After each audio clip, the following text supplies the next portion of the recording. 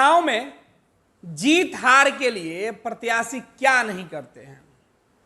इस बीच एक तस्वीर निकलकर सामने आई जहां कोई प्रत्याशी बैलगाड़ी से नामांकन पर्चा दाखिल करने जाता है तो कुछ लोग किसानों के मुद्दे पर बात करने के लिए, संदेश देने के लिए ट्रैक्टर लेकर पहुंच जाते हैं।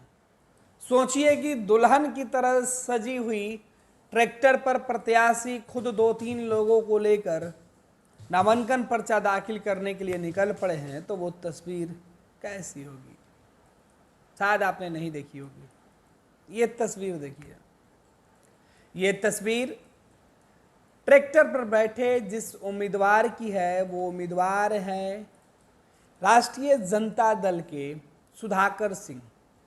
पूर्व कृषि मंत्री सुधाकर सिंह राजद के प्रदेश अध्यक्ष जगदानंद सिंह के बेटे हैं और इस बार राष्ट्रीय जनता दल ने इन्हें बक्सर से चुनाव के मैदान में उतारा है, लोकसभा के प्रत्याशी बनाकर। हालांकि यह फिलहाल विधायक हैं राजद के, लेकिन लोकसभा का चुनाव लड़ रहे हैं। नीतीश कैबिनेट में पहले ऐसे मंत्री थे महागठबंधन की सरकार में जो अपने ही मुख्यमंत्री के खिलाफ मोर्चा खोलकर बगावत कर दिए। मंत्रिमंडल से हटना पड़ा, लेकिन तेवर कम नहीं पड़े।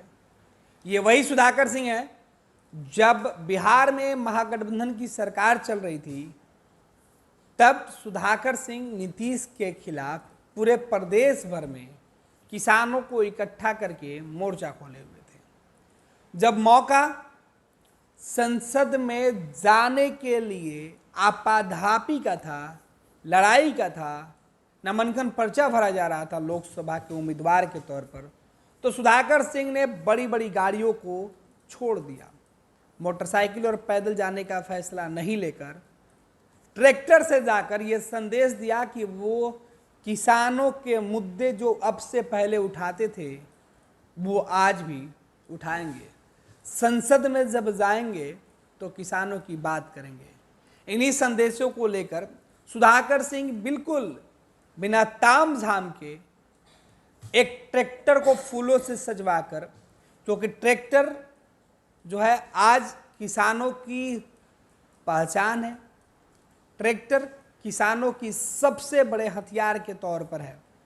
देश के बॉर्डर पे दिल्ली जाने के लिए ट्रैक्टर का इस्तेमाल होता है, खेतों में अनाज पैदा करने के लिए ट्रैक्टर का इस्तेमाल होता है, सामान ढोने के लिए ट्रैक्टर। और सुधाकर सिंह कह रहे हैं कि किसानों की जो बुनियादी ज़रूरतें हैं उसे पूरा करने के लिए ट्रैक्टर का मदद लिया जाता है, लेकिन हम किसान हैं और हमारी ज़रूरतें सरकार के कानों तक नहीं पहुंचती हैं, लिहाजा देश भर में किसान नाराज हैं। तो किसान होने का एक मैसेज देने के लिए राजद के उम्मीदवार जिस अंदाज में पहुंचे, वो तस्वीर देखकर हर कोई दंग रह गया। ये तस्वीर वही है जब सुधाकर सिंह बक्सर से राजद के टिकट पर नामांकन पर्चा भरने के लिए गए। उनकी सभा में ना कोई भीड़, ना ही कोई हुजूम, ना ही कोई बड़ा रोड शो। ये सुधाकर सिंह थे जो खुद ट्रैक्टर चलाते हुए डीएम कार्यालय तक पहुंचे थे, जहां तक गाड़ी ले जाने की परमिशन थी। उसके बाद ये वीडियो जारी करते हुए उन्होंने खुद मीडिया में दिया है।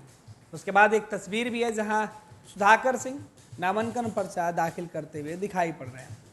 4 जून को जब नतीजे सामने आएंगे तब यह स्पष्ट होगा कि जीत और हार किसकी होती है। फिलहाल 1 जून की लड़ाई के लिए सुधाकर मैदान में उतर चुके हैं और अपने तेवर और अंदाज से बता चुके हैं कि वो इस चुनाव में जिस मुद्दे के साथ आ रहे हैं वो मुद्दा उनका किसानों से जुड़ी सबसे बड़ी समस्या होगा। अब देखना है कि बिहार सहित देश भर में जहां चुनाव प्रचार के लिए अलग अलग तरीके अपनाए जाते हैं, एक तरफ जहां गाड़ियों का काफिला, भीड़, हुजूम, समर्थकों का जमावड़ा, दूसरे तरफ चुपचाप ट्रैक्टर से जाना कितना प्रभावशाली होता है।